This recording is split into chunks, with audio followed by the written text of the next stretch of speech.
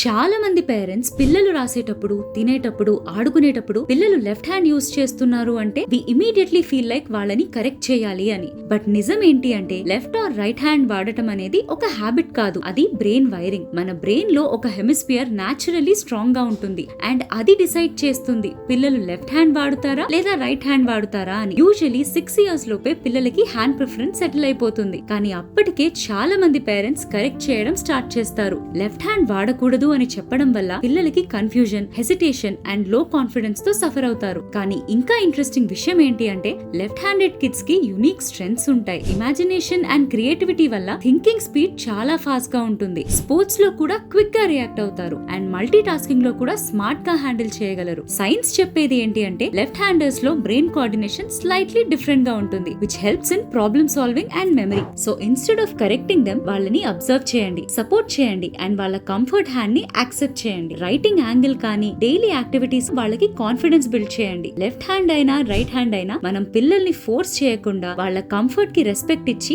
వాళ్ళని కాన్ఫిడెంట్ గా రేస్ చేయడమే ఇంపార్టెంట్. ఇలాంటి క్లారిటీ అండ్ యూస్ఫుల్ ఇన్సైట్స్ కోసం follow upbringing simplified and share చేయడం మాత్రం మర్చిపోకండి.